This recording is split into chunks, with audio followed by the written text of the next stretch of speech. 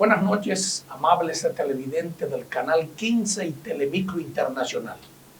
Desafío con todos ustedes. En el día de hoy, quien les habla, Giovanni Arias, estará compartiendo durante una hora completa. El agrónomo Adriano Sánchez Roa sigue en franca recuperación y los próximos días estará con todos nosotros en Desafío. Hoy un programa muy importante. Vamos a hablar ampliamente y debo decirle que tenemos un invitado de lujo, un joven que estará hablando sobre las elecciones de los Estados Unidos. Las elecciones de Estados Unidos se dice en el argot popular que son las elecciones del mundo, donde el mundo le da seguimiento y es obvio la influencia y el poder que tienen los Estados Unidos en el hemisferio. Vamos a hablar, en breve reitero, con Miguel Guerrero, catedrático universitario, una persona que ha tenido una vivencia de la parte internacional, pero fundamentalmente de Norteamérica. Miren, quiero hacer varios comentarios en el día de hoy, antes de pasar, que vamos a pasar desde muy temprano del programa a hablar con Miguel. Pero en el día de ayer se dio un acontecimiento que quiero contarle. Y es que en una reunión que yo considero importante porque ya estamos prácticamente en béisbol de invierno. Y la República Dominicana, que respira el béisbol, ya prácticamente está preparado el escenario. Pero mi comentario es en la reunión que se dio en el día de ayer con el presidente de la Liga Dominicana, Lidón, el señor Vitelio Mejía. Y se produce esta reunión con el máximo ejecutivo del Banco de Reserva, Samuel Pereira Rojas, y consistió en un apoyo que el Estado Dominicano a través del Banco de Reserva otorgará. Y quien les habla es un fiel seguidor. Yo no llego a fanático del béisbol porque no me gusta eso de fanático. Yo puedo ser fanático con mi familia, pero yo soy un fiel seguidor del béisbol profesional. También lo hago en el béisbol de Grandes Ligas. Pero mi comentario es con relación a un acuerdo que quedó plasmado en el día de ayer sobre el apoyo, reitero, del Banco de Reservas de la República Dominicana a la Liga, a Lidón. Y es un apoyo económico que sobrepasa los 4 años del periodo. O sea, el apoyo es por 8 años. Y mi llamado a las autoridades, si antes lo hacían las autoridades anteriores, favor debemos corregir esta parte. Usted no debe comprometer por lo fanático, por los afectos que tenga entre funcionarios y entre instituciones como la Liga, comprometer más allá de un periodo de gobierno. Porque nadie sabe qué puede pasar. Y entonces el próximo funcionario no se ve atado con compromisos hechos anteriores. Entonces, mi recomendación, aunque estaría completamente de acuerdo, que se le dé todo el apoyo al béisbol de la República Dominicana, al pasatiempo número 1, que es el béisbol, reitero, pero que no los funcionarios en ninguna rama puedan estar comprometiendo sus presupuestos más allá del periodo establecido. Sabemos que en el 2024 habrá elecciones y que existe la posibilidad de una reelección, pero existe la posibilidad también de cambios de funcionarios, de gobierno. Y entonces mi recomendación es que a cada funcionario, cada institución, no haga compromiso más allá del periodo establecido. Eso es a Samuel Pereira Rojas, administrador general del Banco de Reserva, y al distinguido Vitelio Mejía. Vamos, decirle que 2 días de lluvia y en algunos lugares 3 días de lluvia. Comienzan ya a mermar las precipitaciones en todo el territorio nacional y comienza un ambiente ya de seguir preparando los terrenos, fundamentalmente en San Juan de la Maguana, quien en los próximos días se iniciará una de las siembras más importantes de esa región, es la siembra de habichuelas. También incluye Elías Piñas y algunas provincias cercanas. Es importante porque las presas, 34 presas que hay en la República Dominicana, se encuentran en estos momentos en un nivel importante de altura. ¿Qué significa esto? Que vamos a tener agua garantizada por lo menos para las próximas cosechas. Esto es importante. Vamos a una pausa y regresamos de inmediato con Miguel Guerrero para que nos dé una ilustración y compartir con él sobre el proceso electoral de los Estados Unidos, que reitero, el mundo está atento a estas elecciones como siempre lo ha estado. Pausamos y en breve volvemos.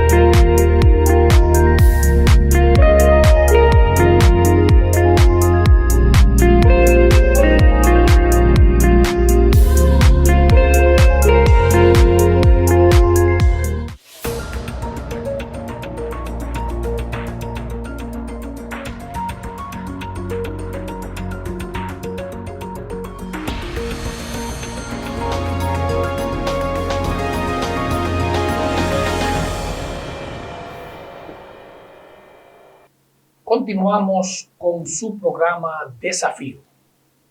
El día de hoy tenemos a Miguel Antonio Guerrero, especialista catedrático universitario sobre relaciones internacionales. Hoy vamos a hablar ampliamente de lo que ha sido el proceso electoral de los Estados Unidos. Con Miguel tenemos la particularidad que eres un productor de programa y le voy a pedir que a partir de ahora Miguel me ayude a conducir el programa y que estemos los dos en la conducción. Buenas noches, Miguel. Buenas noches, Giovanni. Buenas noches, público televidente que nos acompañan el día de hoy por este importante programa, este importante medio. Y bien, Giovanni, acá para ver el acontecimiento que ha movido el mundo en esta semana. Miguel, se habla de que son las elecciones del mundo, las elecciones norteamericanas. ¿Tú compartes esa opinión y por qué? ¿Por qué le da tanto seguimiento el mundo a las elecciones norteamericanas? Justamente ahí el interés que ha despertado o que despiertan los procesos electorales de los Estados Unidos en el mundo. Por eso el impacto que ha generado para toda esta semana va a ser el centro de discusión y se debe a dos elementos primordiales. Primero, lo cosmopolitan de los Estados Unidos. Estados Unidos es un país que se conformó de inmigrantes, donde tú tienes representaciones de todas partes del mundo. Y segundo, estamos hablando de la primera potencia del mundo. Todo lo que se decida en los Estados Unidos va a impactar en el resto del globo terráqueo. La política exterior, la política económica. Hemos visto, por ejemplo, cómo con Donald Trump se ha dado un giro de 360 grados en lo que era la política comercial de los Estados Unidos. Y eso cómo ha venido a impactar en otras latitudes del mundo, Europa, China, etcétera. Y por eso la atención que generan los procesos electorales de los Estados Unidos, porque de quien salga electo presidente, pues depende las políticas que se vayan a implementar en los Estados Unidos. Miguel, queremos que nos explique un acontecimiento que se vio hace 4 años en las elecciones cuando se enfrentaron Hillary Clinton y Donald Trump. Hillary Clinton saca más votos que Donald Trump, sin embargo, el presidente es Donald Trump. Esto se da en pocos países, pero explícame el formato que se usa en los Estados Unidos, porque mucha gente, la parte común, explica el que tiene más votos es el que gana. Sí, bueno, es que hay diferentes tipos de elecciones. Hay elecciones directas por voto popular y hay elecciones indirectas a través de autoridades electas o de representantes. Por ejemplo, en los sistemas parlamentarios se vota por un diputado y es esa Cámara la que va a elegir al presidente en el caso de España o primer ministro en otros lugares. En el caso de los Estados Unidos funciona con votos electorales. Tú tienes el tema del voto popular que te va a servir para ganar el estado, pero cada estado de los Estados Unidos tiene una cantidad de votos electorales asignados, que eso va a depender mucho del tamaño de ese estado. Explícale a los amigos televidentes cuál es la situación y el valor que tiene California o estados que son que tienen menos cantidad bueno, podemos decir, es menos importante. Entonces, son 51 estados. Yo no, bueno, el tema no es de, menos importante sí en materia electoral, porque como tú señalas, exactamente de puntuación, los estados van a tener una cantidad de delegados electorales asignados dependiendo de la población que tenga ese estado e incluso el impacto económico que genera ese estado, pues va a tener una cantidad de delegados electorales asignados y esos a su vez son los que van a representar cada voto electoral. Tú puedes, por ejemplo, Pensilvania. Pensilvania es un estado grande, es uno de los estados que... Alrededor de 20, me parece. 20. Sí, de hecho Pensilvania es uno de los estados que lo está ganando ahora mismo los demócratas. Que aparentemente todos los análisis que se hicieron era que Pensilvania, porque de ahí es el presidente, el candidato Biden. Exacto. Pero por ejemplo, tú pones Pensilvania o cualquier otro estado, lo podemos tomar, vamos a tomarlo de ejemplo, aleatoriamente.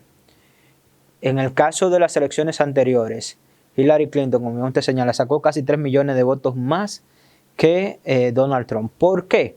Porque Hillary Clinton ganó los grandes estados. Hillary Clinton ganó los estados de la costa oeste, ganó California, ganó en Arizona, ganó también Chicago, ganó Nueva York, ganó New Jersey. Son estados que tienen una cantidad de votos electorales importantes, pero sobre todo una concentración electoral bastante alta. Mientras que Donald Trump ganó en estados pequeños, con menos cantidades de población, pero igualmente tienen votos electorales. Y voy explicando. Tú puedes juntar en 5 estados 100 votos electorales y serán estados grandes, estados en donde tú vas a poder obtener, no sé, 3 millones de votos, 2 millones y medio de votos, y cuando tú ganas esos 5 estados, estamos hablando que ganas alrededor de 20 millones de votos populares junto con ellos, pero en otros estados pequeños puede venir otro candidato y ganar esos mismos 100 votos, pero tener que ganar 8 estados pequeños para ganar esos 100 votos. En esos 8 estados pequeños la población sea menor, en vez de sacar 3, 4 millones de votos por estado, pues te saque 800,000 votos, 700,000 votos. Al final del día, la sumatoria en cuanto a votos electorales, va a dar, porque ganó una mayor cantidad de estados pequeños, te va a dar igual que al que ganó 3, 4 estados grandes, pero en cuanto a voto popular, el que ganó los estados grandes, pues ganó. Es un elemento que hay que tener en cuenta al momento de analizar los procesos electorales en los Estados Unidos. En el proceso anterior, con Hillary Clinton y Donald Trump, muchas firmas encuestadoras hacían sondeos nacionales sin tomar en cuenta el tema de los votos electorales.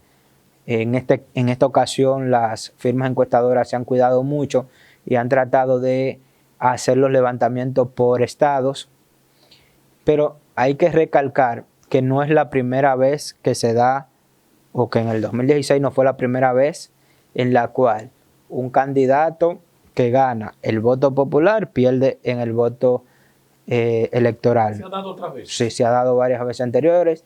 Las 2 últimas veces se ha perjudicado a los demócratas porque también se dio con Al Gore. Al Gore, cuando buscó la nominación presidencial contra la reelección de George Bush hijo, pues también ganó el voto popular, aunque en esa ocasión fue menos marcado porque la diferencia fueron menos de 300,000 votos. En esta ocasión hubo que hacer el conteo manual, me parece. En esa ocasión hubo que ir a la Suprema Corte de Justicia. Correcto.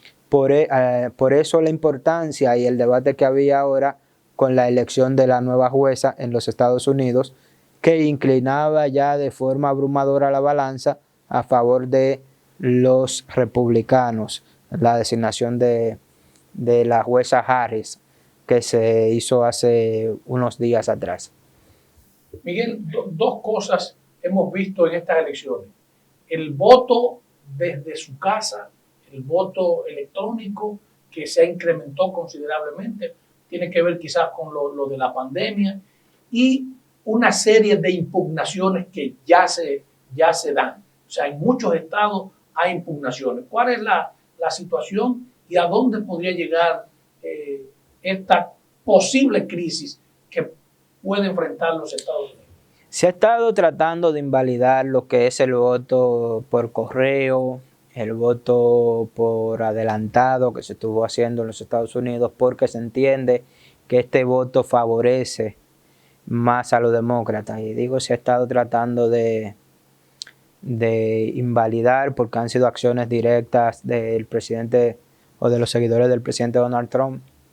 El mismo presidente Donald Trump, en la noche de ayer, cuando tuvo su intervención desde la Casa Blanca, donde se autoproclamó ganador, hablaba de intentos de fraudes. ¿No podía ser esto una debilidad?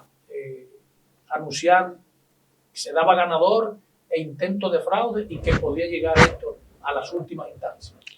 Bueno, es un proceso muy cerrado. Los procesos cerrados siempre van a generar dudas. En el momento en el que Donald Trump hacía esa declaración, pues habían estado donde la diferencia apenas alcanzaba el 0.3% del conteo y faltando un 10, un 12% por computarse todavía. Ya tenemos 90% en casi toda la... Sí, ya para el cierre de la noche de ayer había avanzado bastante el conteo electoral, pero había algunas todavía interrogantes que podían hacer variar el resultado electoral. Pero aún así, las proyecciones pues favorecían al presidente Donald Trump para ese momento. Miguel, nosotros escuchamos las noticias de Univisión, escuchamos las cadenas en español y todo indicaba que era one side, que estaba todo a favor de Biden. ¿Cuál es la situación? ¿Es que la influencia por el voto hispano, que quizás en ocasiones y que se vio en las elecciones pasadas por lo de los emigrantes, estamos muy influenciados y que realmente no escuchamos la realidad de los norteamericanos?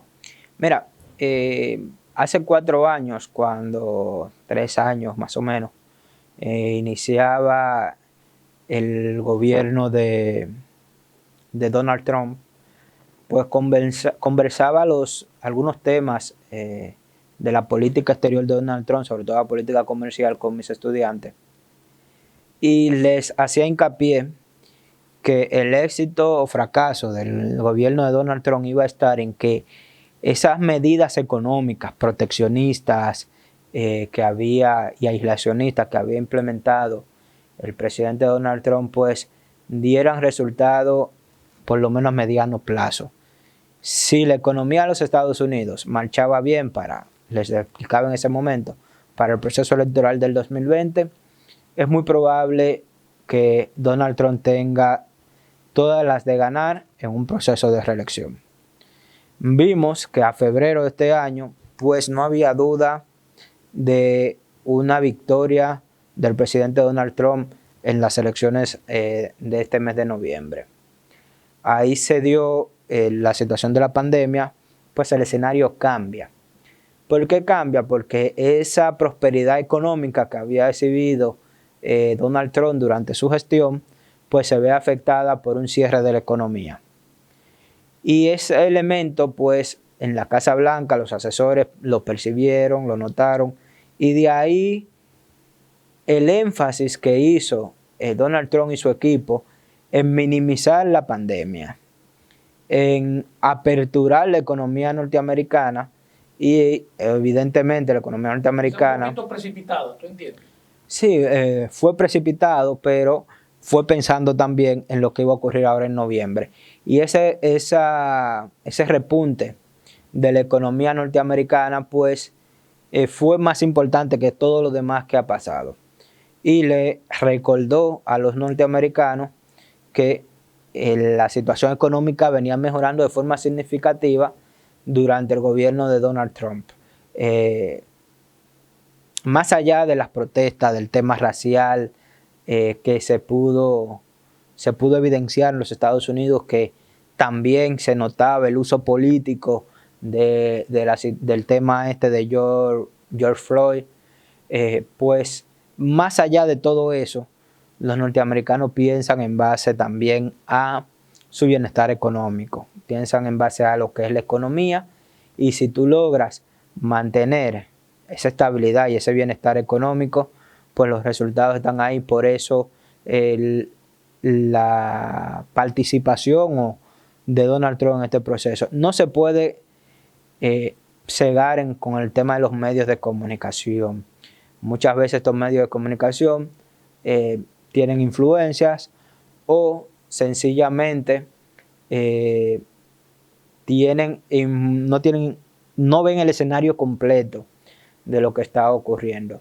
Hace días que, bueno, lo venía señalando, ya el cambio que se pudo notar en los medios de comunicación, incluso en los que no son favorables a Donald Trump, a partir del mes de agosto, donde ellos mismos hablaban de que se estaban acercando en las encuestas, que se estaban cerrando los escenarios, pues te vaticinaba a ti que no era como ellos se estaban planteando, de que la situación estaba de un solo lado, y que si ellos hablaban de que ya había un acercamiento en las encuestas, pues lo más probable es que ya desde ese momento pues ellos estuvieran previendo que el proceso electoral iba a ser más cerrado y con muchas posibilidades de una victoria del presidente Donald Trump. Está usted escuchando a Miguel Antonio Guerrero, especialista en relaciones internacionales. En el próximo segmento, Miguel, vamos a tocar cómo ha sido el comportamiento de Donald Trump ante el COVID y cuáles han sido los beneficios de los hispanos, pero muy fundamentalmente de los dominicanos ante las medidas que tomó Donald Trump en la pandemia.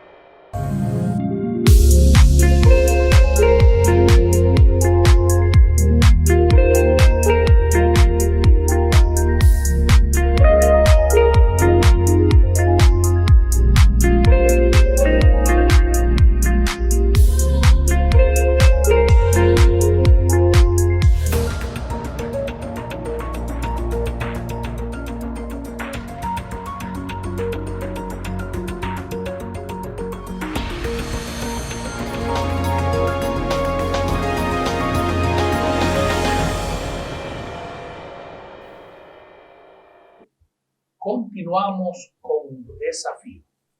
Miguel, ¿cómo iba el gobierno de Donald Trump antes de la pandemia?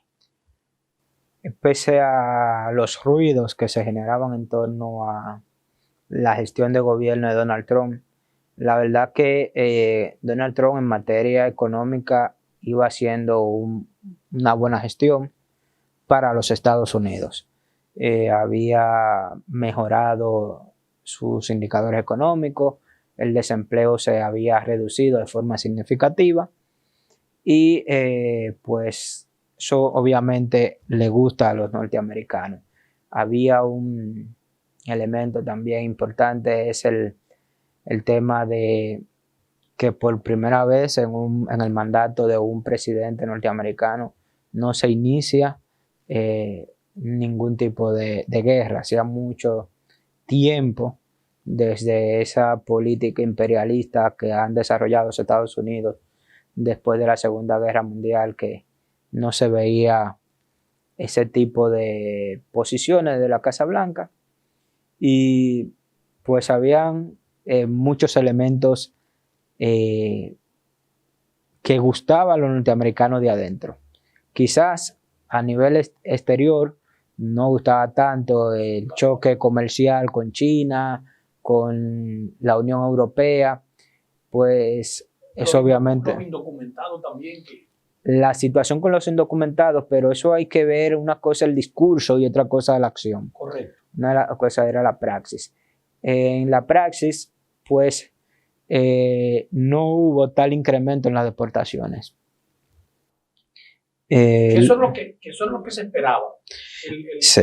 El discurso en la campaña de Trump frente a Hillary se fundamentaba mucho. Que siempre hubo mucha manipulación de la información, o siempre ha habido mucha manipulación de la información en torno a Donald Trump. Por ejemplo, el tema del muro, que Donald Trump lo utilizó como un discurso de campaña, pero Donald Trump no fue el principal ejecutor de ese muro. Ese es un muro que tiene años, tiene décadas construyéndose, de a poquito. Barack Obama fue uno de los que más kilómetros construyó de muro en la frontera, pero ese no era un discurso de campaña, porque es que el tema migratorio es un tema de seguridad nacional, independientemente del tema de la protección de la frontera, independientemente de quién se siente ahí. Y lo que pasa es que Donald Trump lo utilizó como campaña y pues intentó utilizarlo eso en contra de él, pero al final del día se ha evidenciado que ese es un tema, la regulación de la migración es un tema que le importa a los norteamericanos. Y no solamente a los norteamericanos. Aunque preocupa mucho a los inmigrantes y a las familias de inmigrantes. Yo creo que a todos les interesa la regulación. A todos los que están legales, al menos, que son los que votan. Porque obviamente los que no están legales no les interesará tanto, pero todo el que ya llegó a Estados Unidos y logró regularizar su estatus o se fue legalmente, prefiere que se organice y se controle la inmigración ilegal, porque es que la inmigración ilegal repercute de forma negativa en la economía, te desprecia la mano de obra no calificada. Entonces ese mismo inmigrante que llega allá se ve luego afectado por ese tipo de situaciones. Al final del día, una cosa fue el discurso de Donald Trump y otra cosa fueron sus acciones, que fueron más moderadas que lo que señalaba el discurso, por lo que eso también lo benefició. El sector latino, el sector hispano en Estados Unidos, hay una parte importante que se identificó con Donald Trump. ¿Cómo tú evalúas, Miguel, el comportamiento de Donald Trump ante el COVID con relación a algunas expresiones? Primero, que si el alcohol controlaba eso, que ponerse alcohol, que si el jabón, entonces ponerse, esa es una parte. Sobre el uso de la mascarilla también negaba la efectividad y él se negaba. ¿Cómo tú puedes evaluar el comportamiento y el manejo del COVID en los norteamericanos? Mira, yo creo que la cosa hay que verla en el contexto. Y parte de ese contexto es la personalidad de Donald Trump. Donald Trump es una persona polémica, una persona mediática, es una figura atípica. Entonces, parte de esas reacciones de él, pues son reacciones, digamos que naturales en la persona de Donald Trump.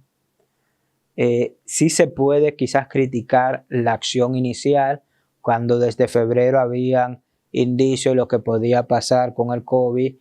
El Estado norteamericano, Donald Trump y sus hacedores de políticas públicas no lo tomaron en consideración. Yo soy él fue más radical. Él dijo que es un problema de China y que eso no entraba allá.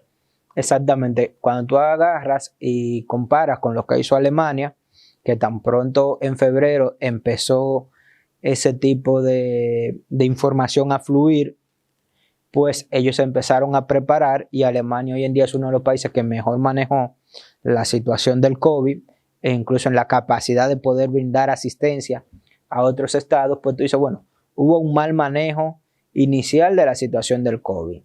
Una vez se encuentran en esta situación inicial de que no se tomaron las medidas pertinentes en un inicio, pues se va a lo que recomendó la OMS y que fue la receta de todo el mundo, el cierre de la economía.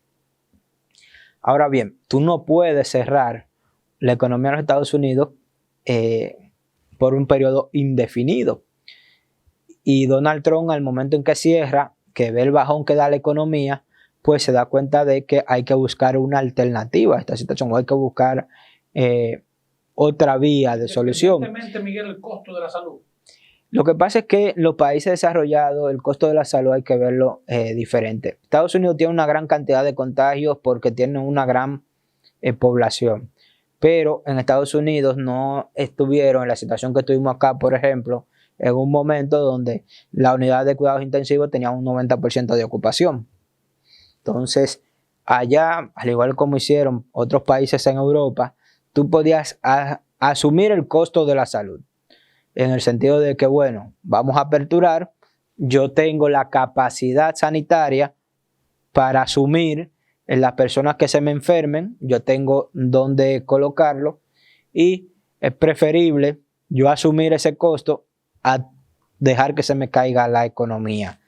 Y esa fue la decisión que tomó Donald Trump. Uno la critica, sobre todo porque uno entiende que la salud debe ser lo primero, pero cuando tú estás al frente de un estado, tú tienes que tomar decisiones por el colectivo, hay también elementos que uno tiene que dejar de lado, y que son elementos muchas veces que van muy ligados a las concepciones morales y éticas que uno pueda tener. Y uno diría, pero ¿y cómo?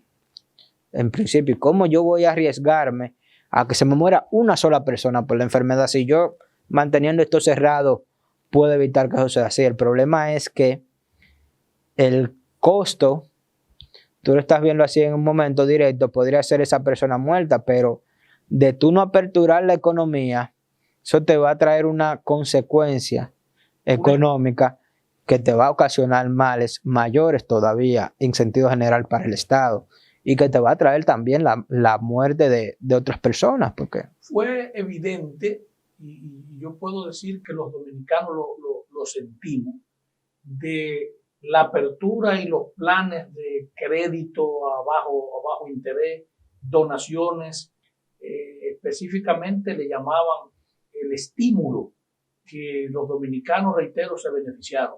Y el mes anterior ha sido el mes donde más remesas hemos recibido los dominicanos en la historia.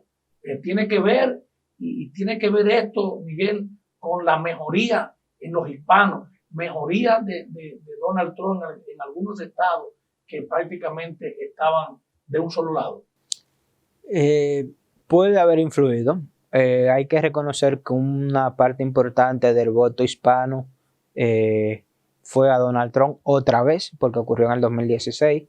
Igual de las personas afroamericanas, una parte importante votó por Donald Trump. Esos estímulos económicos de préstamo a tasas blandas, prácticamente sin intereses, que mucha gente, por lo atractivo de ese préstamo, pues lo tomó sin necesitarlo. Y, por ejemplo, en la República Dominicana eso se evidenció con un incremento significativo de las remesas que llegaron al país.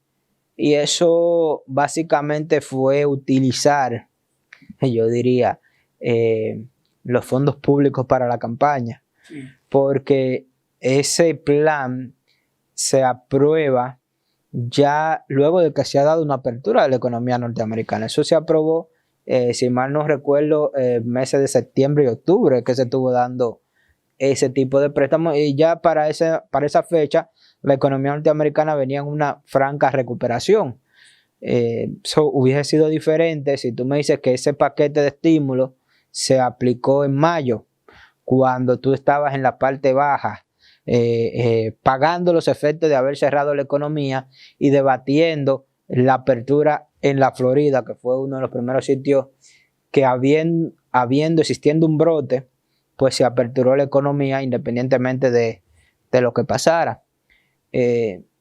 Hubiese tenido otra implicación y no pudiera justificarlo como un intento de reactivar la economía, pero haberlo puesto en septiembre, octubre, cuando la economía norteamericana ya daba muestra de una recuperación acelerada, pues ciertamente te va a activar la economía, te la va a dinamizar, pero uno empieza a cuestionarse si realmente era necesario ya en ese momento, y si eso no fue una jugada política también para mucha gente que hasta cierto punto estaban disgustados por algunas situaciones y por toda la presión mediática que había en contra de la figura de Donald Trump, pues cambiara su forma de ver el proceso electoral, su forma de ver a Donald Trump, y pues terminaran apoyándolo. Yo estoy seguro de que eso tuvo su impacto en muchos sectores, no solamente en hispanos, latinos y afroamericanos. Yo creo que en toda la población norteamericana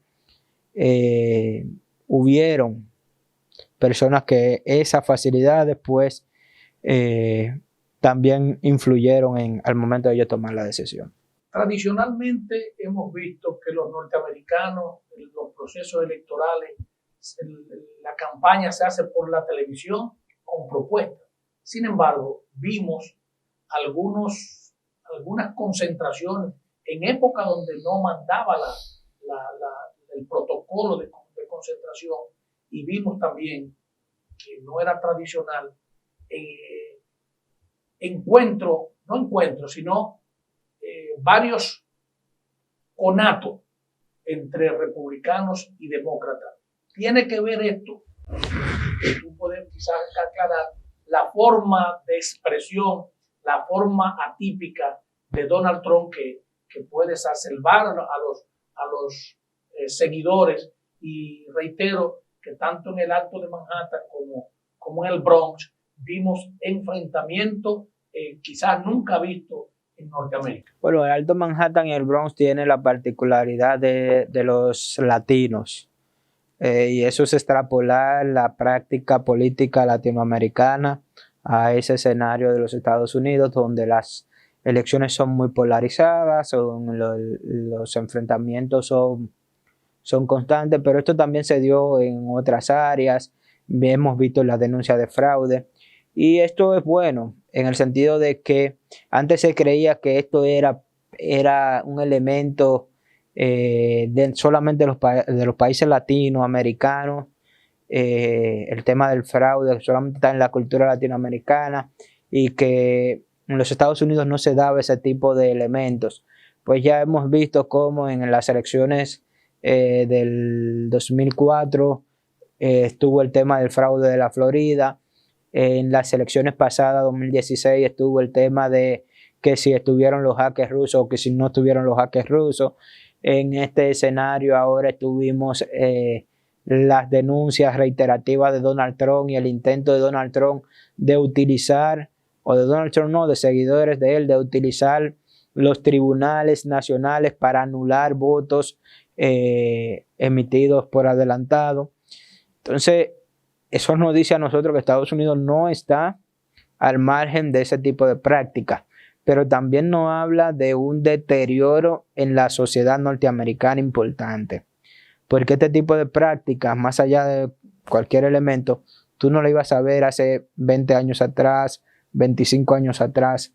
En los Estados Unidos era muy difícil tú ver ese tipo de prácticas. Habrá que ver también la democratización de la información, hasta qué punto ha impactado en eso. Pero cuando tú empiezas a cuestionar las instituciones, los procesos dentro de un estado, te habla ya de que hay una situación de decadencia, que hay una situación de declive en ciertos puntos que se debe cuidar, que se le debe prestar mucha atención. Miguel, ¿cuál es la situación de Puerto Rico como Estado libre asociado?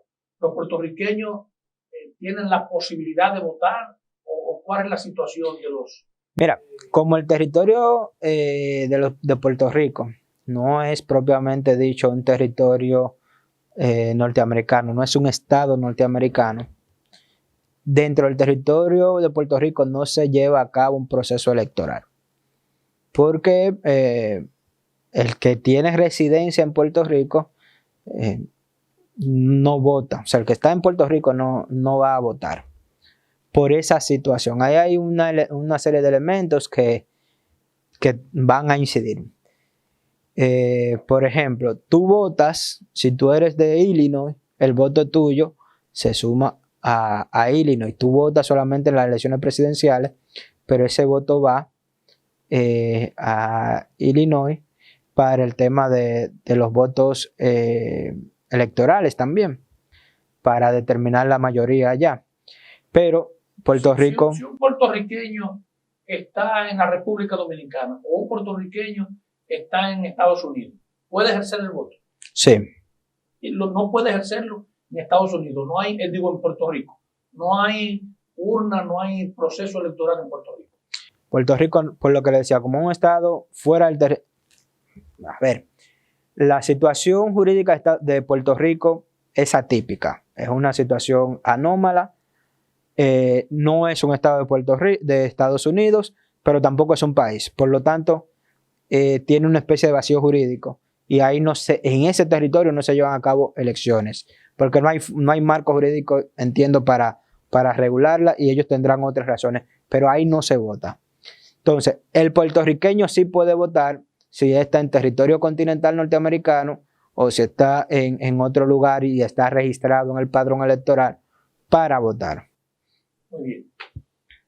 Yo quiero, Miguel, que tú hables sobre la situación de los políticos dominicanos, de nuestros dirigentes y la relación con el voto norteamericano. Me explico, en las elecciones anteriores entre Hillary y Trump se dio un caso muy particular en la República Dominicana, donde una alta funcionaria hizo un llamado público al voto. ¿Eso es permitido o qué nivel de compromiso tienen nuestros políticos y de la República Dominicana con el voto americano? Mira, eso es un fallo diplomático. Esa declaración la hizo la vicepresidenta de la República, Margarita Cedeño, que emitió un video dando su apoyo directo a Hillary Clinton, en lo cual no debe incurrir. Cuando usted es presidente o vicepresidente o una figura de ese gobierno central, usted no debe incurrir en manifestaciones de apoyo directo a procesos internos de otros estados. Y a comprometer. Exacto, porque cuando tú estás investido de esa manera, no es un planteamiento tuyo, es un planteamiento del Estado que tú estás haciendo. Entonces eso viola lo que es el protocolo diplomático de no inmiscuirse en los asuntos internos de los estados. Eso fue una falta por parte de la vicepresidenta en ese momento. Vamos a pausar y volvemos con el último segmento de esta importante entrevista con Miguel Guerrero, hablando sobre las elecciones de Norteamérica. Pausamos y volvemos.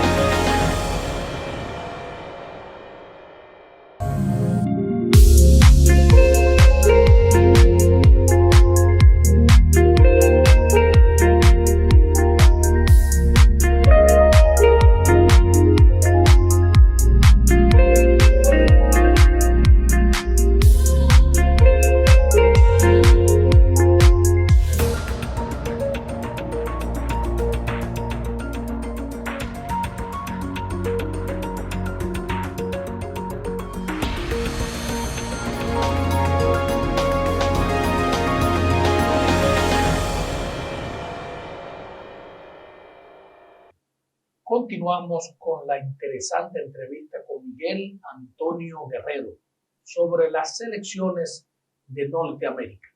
Miguel, ¿cómo quedarán las cámaras en los Estados Unidos? ¿Cuál será el comportamiento de los demócratas y el comportamiento de los republicanos, tomando en cuenta el conteo? Y por último, preguntarte cuál es tu opinión de quién será el presidente número 46.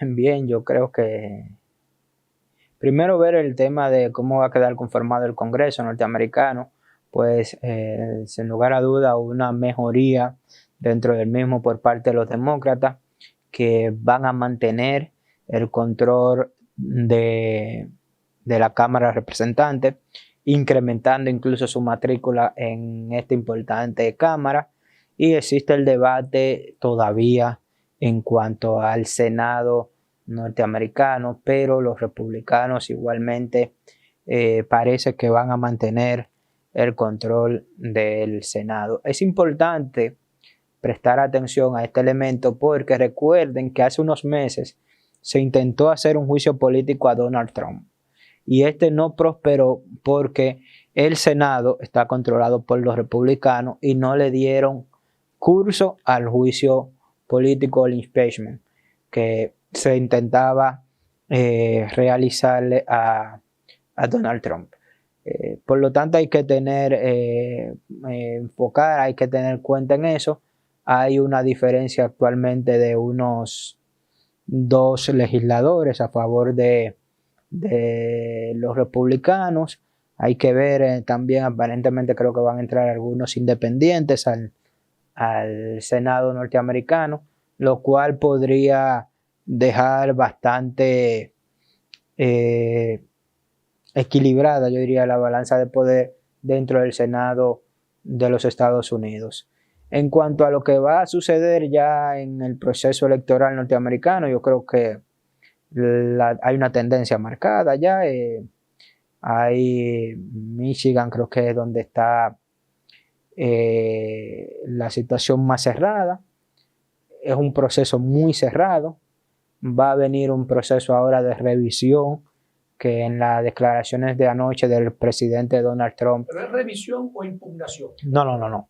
La revisión de los votos.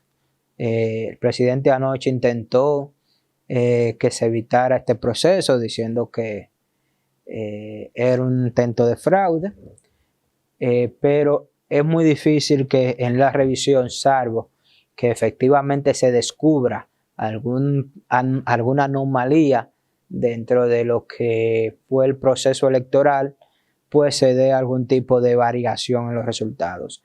Igualmente, hemos visto también por los demócratas que han hablado de incluso de si es necesario acudir a tribunales, pues van a ir si hay algún tipo de alteración, por lo que yo creo que con lo cerrado de este proceso podríamos estar teniendo dentro de los plazos que prevé la legislación norteamericana algunos procesos de impugnación luego que se concluya con la revisión de los votos, y podríamos incluso estar viendo situaciones de estas que puedan ir al Supremo. Hay que recordar que la situación de la Florida también fue muy cerrada y ya en la Florida hay historias, entonces tiene antecedentes ya. Hay que esperar a ver lo que va a suceder y esperar la proclama oficial de quién va a ganar, pero yo me atrevería a decir que el presidente Donald Trump se va a quedar como inquilino de la Casa Blanca. Muchas gracias a Miguel Antonio Guerrero por participar en Desafío. Gracias a Adriano Sánchez Roa por darme la oportunidad de actuar como emergente, decirle a los amigos televidentes de la franca recuperación de Adriano y en los próximos días estará con todos ustedes. Muchísimas gracias.